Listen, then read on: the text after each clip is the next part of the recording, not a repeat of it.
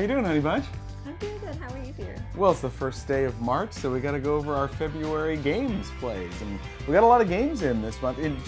Not just because there's an extra one day in February. That made all the difference. That made all the difference. Made us get to 30 plays of games, which was kind of. Which was huge. This was a great month. Yeah. We've enjoyed a lot of games, and we're excited to share them with you. Yeah, so we're just going to do our overview. This is Apricot, by the way. I'm going to put him down, then I'll jump back up. And we'll do but he's got to be with us all the time. Okay, so the first one we've got is 5211. This is from Next Move Games by Tsuyoshi Hashiguchi, and it was one that I played a bunch of times at school. It's not very good two-player, even though it says 2 to 5 players. Definitely 4 to 5 players.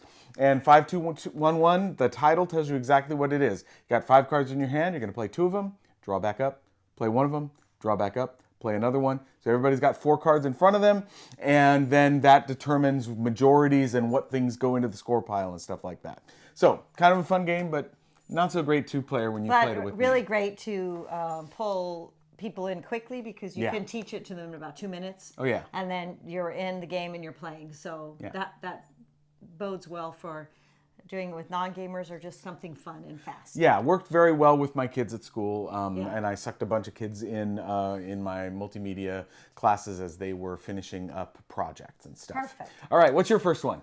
My first one is Bike Tours. Ubike. Oh, excuse me. There's a little smile and it says, "Oh, so sweet." Ubike Tours Taiwan. It's a fantastic game. You've got to go get it if you like 6 Nimmt. Yeah, 6 Nimmt. Yeah, that 6 Nimmt style of kind of going in ascending or descending order, but there's a lot of differences. It's better. Yeah. When you get scores, that's usually negative, but you actually turn those in to get goals to work for towards the end of the game. Right. It's so beautiful. Each card is completely unique. Yeah, and they make up a tableau of like a mural sort of, on a vacation or something. So there's 6 different multi-card scenes. murals. Scenes. Yeah. And so it's very beautiful while you're playing it, but it's incredibly you fun. You either play a card out to the tableau and they're placed 6 Nimmt style, or you draft an entire row and then you place into your personal row as you are building your journey. So and you can skip up certain amounts if you have bicycles to go up or back. Right. And so so some of the cards you're drafting have bikes on them too. It's really great. Ubike Tours Taiwan. Cool. Another little small game, Lanterns Dice. Now, Lanterns, of course, was the board game or tile laying game, and now you have a dice version, because, of course, you got to have a dice version now for everything. This is a roll and write-esque thing where you are going to be rolling into the box, and then you're positioning the dice in a diamond formation, and you're going to be drafting a couple, and then everybody else is going to be drafting from that, and you're marking off dice colors, like halves of dice, or squares on your sheet, and you're trying to mark off certain things and not mark off other things and get it so that you can get things in a line so that you can place fireworks on there and stuff like that. So Lanterns Dice. Lots of fun. Yeah. I like it a lot. It's a good one for that whole roll and write series. And it's cool how you can manipulate the dice so you get what you need, and whatever's pointing to the other person's the dice that they get. Exactly. So another great game we did was Remember Our Trip. This is really cool because it's this building on your own board and you're trying to remember your vacation. Right. And then you're putting it onto a bigger board and you're doing that trying to kind of it's really interesting. So you've got restaurants and shops that are just one space, and you want to score those at a certain point. And as soon as you score them, they become official, and then those spots get placed over on the board with what everybody's remembering. But then, of course, Shelley could sit there and say, "Oh, well, I think my shops were somewhat over here, and they match up a little bit, and you score a little bit, or you don't." So there's that, and then there's hotels, and you're trying to make it so that yours score faster than the other person's because you want to have the better memory. But yet, it's sometimes you're scoring very little when you put it on the main board, but sometimes you're scoring a lot on your own board, or vice versa. So you're trying to balance how to do it, and you're seeing what other people are building on their boards. So you might glom onto some of their ideas of Right, what they're doing, or you right. might do something different to try to go in there and kind of block up that area. Yeah, too. this is an inventive game from the same company and designer as Let's Make a Bus Route, which was also a cool drawing Oh, game. that's a great one. No wonder this one's so good. I would highly recommend. Remember our trip. All right, another heading over across the pond again, Electropolis. This one is by a bunch of different designers from, where's the Homo sapiens lab, yeah.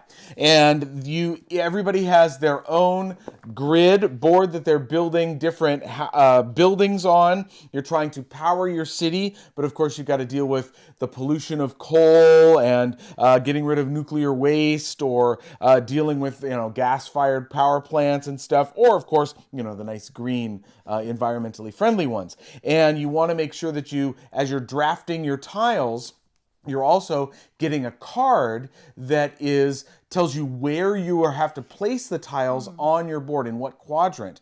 And so that can determine, oh my gosh, I've got a lot of tiles over there, and placement orthogonally and stuff like that. So if you don't get tiles, then that's a problem, and so on. So cool little game, Electropolis. Also, with the cards, Yeah. there's more than just that on each Yes, card. that's true. There's some scoring thing that's going to happen at the end of that round, or sometimes at the end of the game. Yes. So you may be trying to get those cards for that reason, and you might not even be able to necessarily play some of your pieces. You might That's throw true. them off and have like a point deduction or Yeah, things yeah. like this. But you're trying to get, things to work towards for that round as well as for the end of the game, and it's really What I like about it is it's really true that 50 to 70 minutes, it plays under 50 minutes, two-player, really quick playing game, Electropolis. Well, another game that we've really enjoyed playing, There we we've go. played it many times, is called Polo II. This game is a really good think. Yeah, definitely. You're going to feel like, there's so many choices and I don't know where to go. But that's part of the beauty of it. Yeah. Is there are so many things you could do. There's always something good you could do. Right, It's right. just a matter of picking the best thing at that moment. Right, that's true. So you're moving around, of course, on a map. You have a place to get your resources. You have places to get goals that would allow you to move into different areas on the map. Yeah. You have contracts that you're trying to contracts. fulfill, and things that if you go into certain cities, you're then going to get resources at the beginning of each subsequent round. So you have your own player board where you're doing your contracts and keeping all of your goods, but then you're wandering around. So this is a sequel to Marco Polo, and we liked but didn't really like enough to keep Marco Polo 1. But I think we're going to keep Marco Polo 2. This is a fantastic game. You're using dice in a very unique way.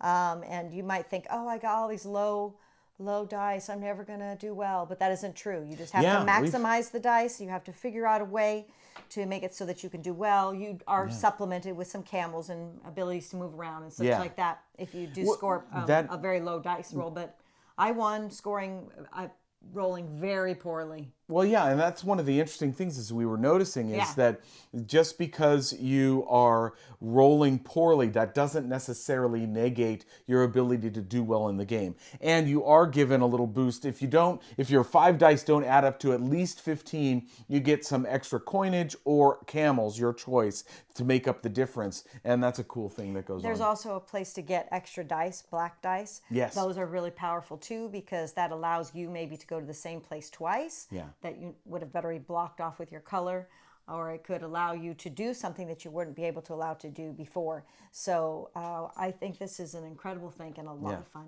All right. And this is Marco Polo 2. All right, cool. All right, next one is Formosa Tea. This from Tasty Minstrel and So-So Games. I liked it. I didn't love it. And part of that, I think that you liked it a little bit more than I did. And part of that comes with, I thought the rule book was difficult to get through. It took me 2 or 3, a read through and then laying it out and reading through and going through to figure out, because of the interconnectivity of the various actions. So you've got, tea growing on one side of the main board, and then you are sending your head guy as you're processing tea, which also then is connected to the cubes of the tea that represent the tea, and the different types of tea that you are processing, and you want to make the tea as good as possible. And so that, requires some manipulations and so on as you're choosing actions. And are you going to move forward on this action here, or is it going to skip all the way forward and not make the best tea? So there's a lot going on in the game, and I enjoyed it. I just felt like the process of learning it was more difficult than it needed to be for what it was. Right. I think it's a great think. It's lots of fun in terms of trying to manipulate your tea to be the best it can be. Yeah. And sometimes you don't care if you make some junk tea, because you might work on doing flavoring or other types of things. Yes, that's true. So when you're collecting tea off the board, you're trying to get these special tokens that allow you to flavor tea and then give you multiplier effects if you're going to go that route. Right. So there's a lot of different, there's three main portions of the game, right. Flavoring and, of course, processing and then getting rewards as you go along the processing and being able to complete your final tea. Right, then you either sell to then you either sell to the domestic market or to the foreign markets, and there are different markets and possibilities of what you're going to fulfill on boats and stuff like that. They want different types of tea. So that's Formosa Tea from Tasty Minstrel and So-So Games.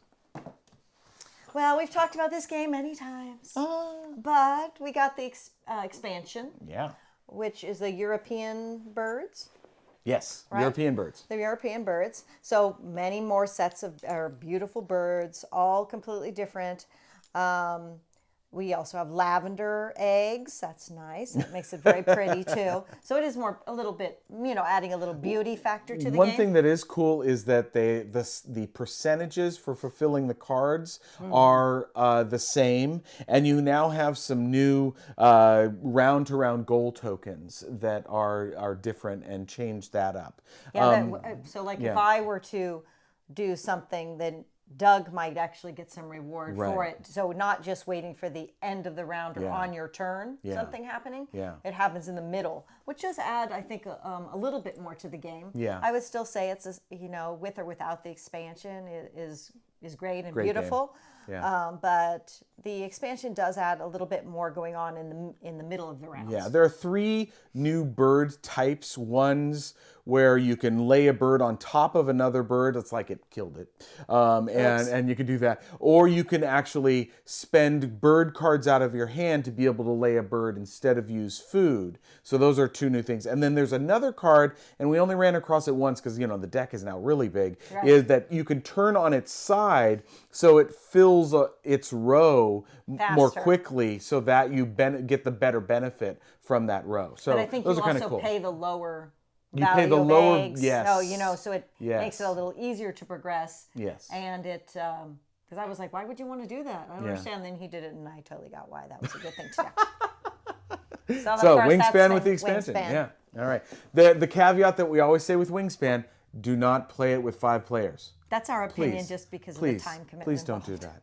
Okay, the last one, another expansion. This is going to be heavy with... hold it. There we go. Thank you. All right. Railroad Revolution with the Railroad Evolution expansion. So all of these are ones that we will be having on podcasts coming up. All right. So the Railroad Evolution expansion. Now, we never ran into it, but there was a lot of talk online about how the telegraph path on the original Railroad Revolution game was a little bit too powerful and strong. Exactly. Yeah. So with the Evolution expansion, you get an entirely new board where things are changed. Now you have only one path up the right side of the board that you're gaining points in. You now, when you give up either your house or your track to get money, you actually then also get a railroad car that goes on the back of one of the engines that you have been collecting. And now when you flip over an engine and you do that action, and I'm summarizing things, kind of expecting you that you know some of this game, then you get the stuff that's in that car that's attached to the engine as well. So that's kind of a nice added benefit there. It changes up the board a little bit, and so with the telegraph and the progression tracks, if you will, over there on the right side, we talk about it in depth in an upcoming podcast.